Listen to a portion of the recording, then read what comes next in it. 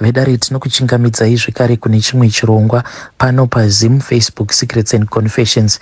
Tadzoka zvekare nemamwe mamessages. Regedzai tibva tapinda mumamessages edu atadzoka takakubatirai. Message yedu yekutanga yakamira sekudai so: hanzi makadii zvenyu mukomanashi, ndinokumbirawo kuti munge muchindiposterawo nyaya yangu makavikawo chitupa changu. Inini mukoma, kana mukazonzwa vanhu vachitaura ivo vachiti ukagara waona mukadzi achikwanisa kuita zvivindi zvekuuya kuno kuJoni ari ega, ziva kuti mukadzi iyeye haufi wakakwanisa kumukontrola.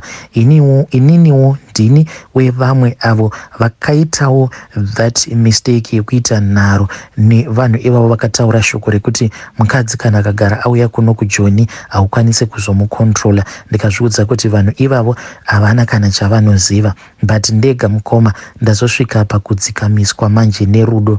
Ndadzikamiswa mukoma zvekuti ndega ndava kuona kuti vanhu ava vakazotaura shoko rekuti ukaona mukadzi achiuya kuno kuJoni, aiwa zvemarriage anenge asisina basa nazvo. Mukoma, zvakaitika ndezvekuti last year muna November ndine umwe mukadzi uyo wandakatanga kudanana naye, but ndichizonosvika pakunogara naye mukoma pakangoitika chimwe chimoto chekuti ndega ndakatomboona kuti panapa ndiye ndiri kutambuka 10 knot. Uyu mukadzi uyo ainge aine umwe munhu waainge achidanana naye, but ini ndaiti kana ndikamubvunza aibva aramba. Iye at that time ainge achiri kugara kwake kwaainge achizvilojera, saka aipota akamboti akauya kwangu obva azomboenda kumba kweimwe boyfriend yake. Saka akazoti one day ari kumba kwangu ndo pandakabva ndazongoona SMS iyi mukoma yenge yakangonyorwa kunzi saka watosarudza kuti nhasi hausi kuda kuuya kumba kwangu. Ndikabva ndamubvunza kuti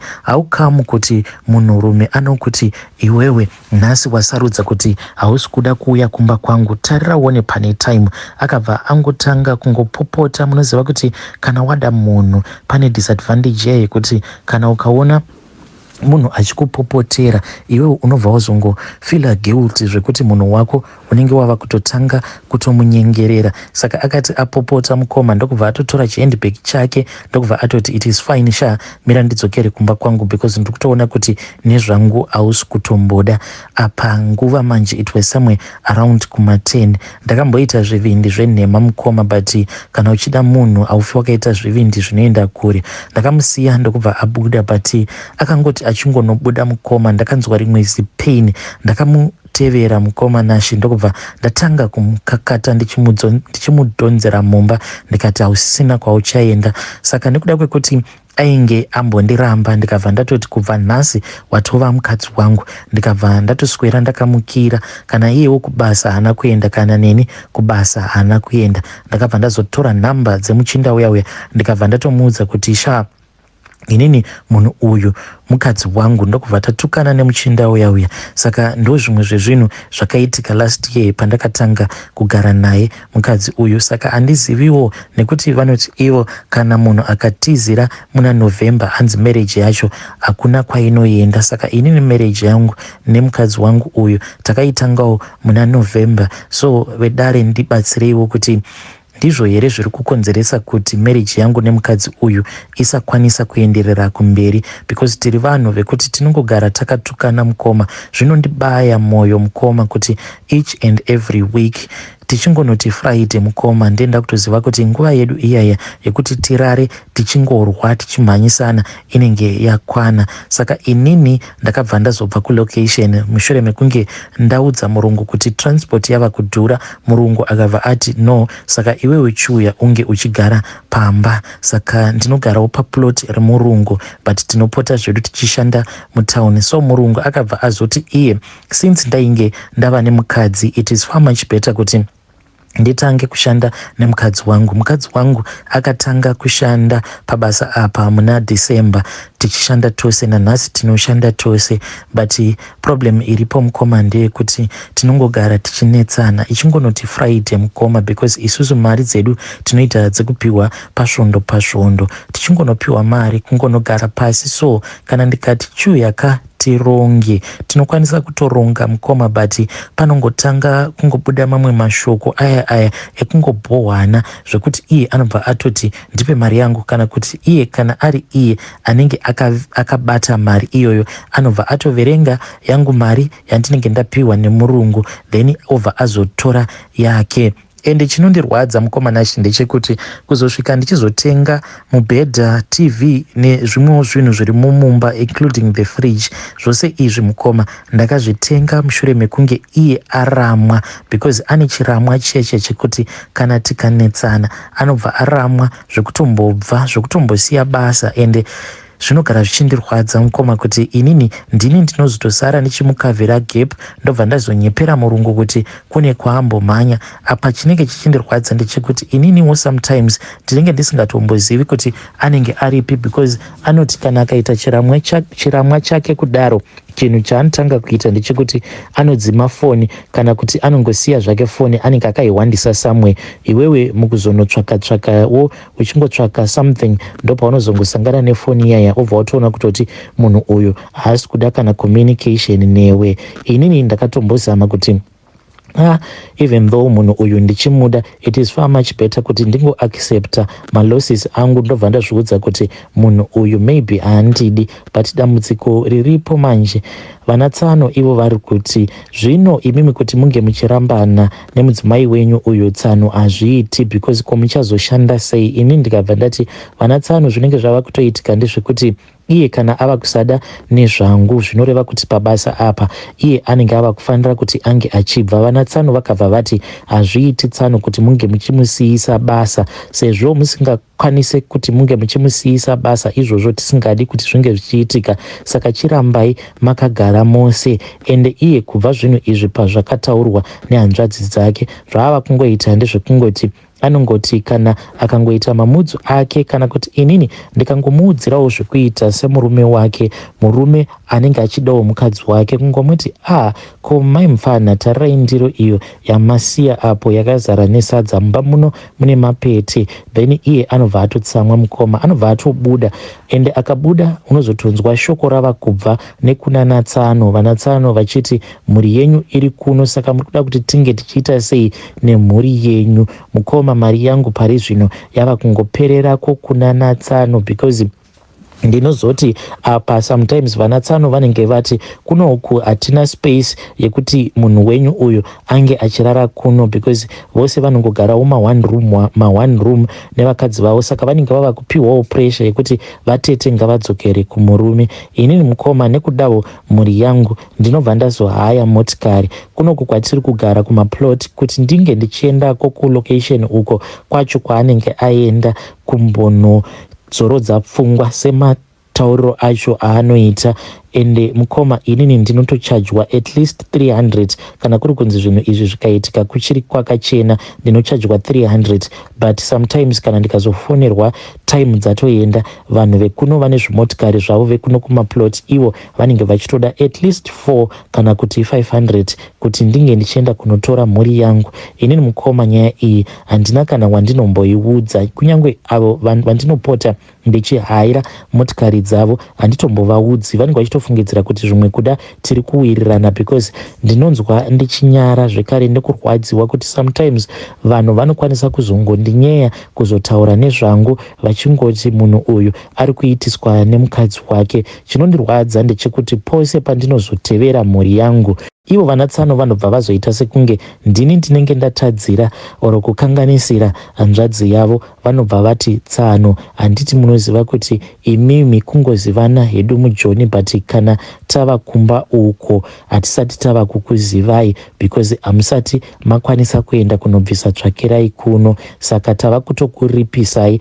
because muri kutigadza matare, tava kutotonga matare echihuri chenyu, saka vanobva vandiripisa. Mukomana she, kubva muna December kusvika izvezvizvi hameno kuti ndaripiswa runokwana kuita rungani. Ende pose pavanondiripisa mari dzavo dzinenge dzichitambira kuma 700-800. Ende kana ndikati pari zvino handina kana mari, dzimwe nguva vanozotoya vachitoikolekta mari iyaiya paya patinenge tapiwa mari, because inini ndiri kupiwa 950 rands a month. Saka ndikangopiwa mari musi weFriday unotoona mangwana acho makuseni tsano vanotouya vobva vatoti tsano mari iyaya yezvibingi, then ndobva ndatovapa mari iyoyo because vanenge vatoudzwa kudhara nemudzimai wangu kuti murungu ariko takapiwa mari dzedu. So mukomana ndauyawo padare renyu kuti munge muchindibatsirawo. Inini handichaziviwo kuti ndoita sei. I am now stuck. Dai kwanga kuri kunzi ndinokwanisa kuwana basa somewhere, ndaitiza zvangu ndobva ndanotsvaka rimwe basa ndoshanda somewhere else. Iye kuti ndinge ndichimudzinga, vanatsano vakati inini handina right iyoyo yekuti ndinge ndichimudzingisa basa because handisirini ndinomupa mari. Ivo vakangonditi tinofanira kuti tinge tichijairirana. Hanzi inini ndikufanira kuti ndinge ndichijairira character yemudzimai wangu, but character yacho inondirwadza mukoma because iye unoita zvaanoda. Apo paanenge anzwa kuda kuita zvaanenge achida, ndinofanira kungomusiya. Anokwanisa kungoti so atongobuditsa washeni obva atoti ndafunga kuenda kunorukwa, anotongosiya washeni yakadaro mukoma. Later on ava mutown ndo paanozokuudza kuti ndiri kwana bhudhini, ndatoona kutoti time dzacho dzafamba saka ndava kunana bhudhi apa. Iwewe sometimes ndiwe unenge wazotomubvunza kuti ko munozviziva wani kuti mataxi ekwedu anokasika kupera, muchaita sei? Hazviite kuti ndinge ndichizohaya motikari kuti ndiuye kuzokutorai kutauni because vanhu vezvimotikari zvavo munongozvizivira kuti vanodhura. Ivo manje ndo pavanobva vazoti ndatokanganwa kukuzivisai ini, ndatova kumba kwana bhudhi, ndichauyako mangwana. Apa kana akagara azviita musi weSaturday mukomanashe, unotoziva kuti dzimwe nguva anozotouya Monday makuseni anozouya nemataxi aya anenge achiunza vanhu vanoshanda kumaplot makuseni, which means ndava kutongorarama as if nditongori bachura zvangu. Hey vedare, ndo message iyo yandakatumidzirwa ichibva kuna mukoma vedu. Hanzi dzimwe nguva anokwanisa kungoti kana ndikamubata so ndichinzwawo kuti ndikuda kumbozvifadzawo ndichingofadzana nemudzimai wangu, anoita dzimwe hasha dzekuti kana ndiri pamusoro pake anotonditi pedza mani uri kundibohwa.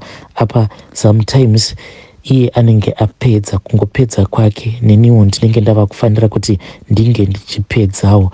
Please ndibatsireiwo. Zvakangoma hazvo vedu we, please ngatitaurei navo mucomment section. Hey, kuti pane marriage here apa kana kuti hapana, asi ngatitaureiwo navo mucomment section. Regedzai tibva taenda panyedu inotevera. Nyedu inotevera yakamira sekudai so.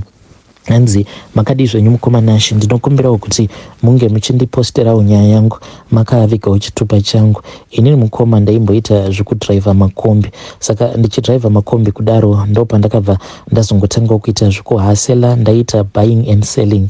Ndakavharwa mukomanashe, munoziva ndakavharwa pakusvika pakuti mudzimai akasvika pakundiudza shoko rekuti wakapusa, ungasiya basa kuti unge uchingoshandira vamwe varume. And at that time mumba mainge musina kana chinhu. Mushure mekunge umwe muchinda andiudza kuti ainge achizova kumwe kwainge kuine gold, saka taikwanisa kuenda ikoko tobva tazonotenga gold, tobva tatowana kastati kedu. Saka iye akazodzoka manje kwandiri ndokubva anditi vanhu vaya vati ndinofanira kuti ndinge ndichiuya ndiri ndoga, saka hazvichaite kuti tiende tose. Saka iye akabva azoenda oga. Paakadzoka mukomanashe ainge ava kutondiita rafu, zvinhu zvekuti zvakabva zvandirwadza. Ndakabva ndazobuda mukoma, ndakangobuda ndakatsamwa ndikati munhu uyu kana kuchipinge ndinomuendera. Handina hangu kuzosvika muchipinge, ndaingotenderera muno muHarare ndichingotsvaka n'anga dzinoti idzo dzinogona kudzosa mari. Ndokuromba kwandakazoita ikoko mukomanashe, because vanhu vanofanira kuziva kuti kudzosa mari pafeya zvisina kuromba mukati zvinonetsa, especially kana ukapiwa something. Inini ndakangopiwa zvimwe zvainge zvakaita zvimakwati, ndikanzi zvimakwati izvi ndaifanira kuti ndinge ndichienda kunozvisiya pamharadzano. Ndobva ndapopota ndichiti ndiri kuda mari yangu. Mukomanashe ndakati ndapiwa zvimakwati zvezvia ndokubva ndazoenda ndikanosiya makwati aya ndakati ndapiwa zvimakwande zviya ndikabva ndazotsvaka painge paine mharadzano dzenzira ndokubva ndatanga kupopota. Ndakati ndichingonopedza kupopota kudai so ndakabva ndatongoona kuti painge paine umwe mukadzi ainge andiona, ndikabva ndadzokera kumba. So handizivi kuti ndokufumuka kwacho kwazvakazoita here. Ndakati ndichingonodzoka kumba pane something so chakangonditi tarira muwardrobe. Mudzimai wangu iye ainge atorara kudhara. Ndakati ndichingonovhura wardrobe mukoma ndakabva ndatoona kuti mainge muine zvidhara zviviri. Chimwe chacho mukoma chine rimwe zimusoro rekuti zimusoro iroroka rakatokura kutodarika kamuviri kacho. Zvidhara izvi zvakabva zvanditi, tanzwa kuchema kwako, tauya pano kuti tinge tichizokupa mari. Ndikati mari madanwanani. Zvidhara zviya mukoma zvigoti zvondibatirana zvakatanga kundirova mukoma zvikati tinozviziva kuti muri baba vedu, but kana mukatadza kutipindura mune zvakanaka tine mvumiro yekukurovai. Ndakarohwa mukoma nacho zvekuti mangwana makuseni ndakamuka ndava kutorwara ndisingagoni kutaura. Saka ndakati ndanyanyisa kurwara ndo pandakabva ndazoudza mudzimai wangu kuti wadii wamboenda kudare rasekuru vakati ndo vakandigadzirira mishonga yekuti munhu uya uyo akandivhara ange achidzosa mari yangu. Zvimwe kuda maybe sekuru ava vanokwanisa kundiitsvakira solution. Mudzimai wangu akabva azoshandisa madirection mushure mekunge ndamurambidza kuti asazivisa hama dzangu kana hama dzake kuti ndainge ndichirwara. Akazoti aenda kuya ndokubva azodzoka ainge aine umwewo mubatsiri wasekuru ivavo. Then akati adzoka mukoma ndakabva ndazongobikirwa porridge. Ndikabva ndatoita right. Then uya mubatsiri wasekuru akabva azonditi ndaifanira kuti ndinge ndichizodzoka kudare ravo. Mukoma ndakati ndarikavha ndokubva ndazodzokera kudare ravo. Sekuru vakabva vazondiudza kuti inini ndainge ndatoromba ende ndaisafanira kuti ndinge ndichizopikisana navo. Vakabva vanditi izvi zvinhu zvangu izvi zvainge zvichida ropa, at least ropa. Vakanditi ropa remwana mudiki rainge riri right. Vakanditi saka pavana vako uri kuda kuti unge uchizozvipa ani kuti zvinge zvichizomuyamwa ropa. Mukoma ndakabva ndati kwete vana vangu. Sekuru ava vakabva vati chisarudza handiti dzinza rekwenyu rakakura. Mukoma ndakabva ndazosarudza mwana wehanzvadzi yangu, sacrifice yangu, mwana wemukwasha. Mukoma ndiye wandakasarudza. Akabva azoshayika mwana uyu.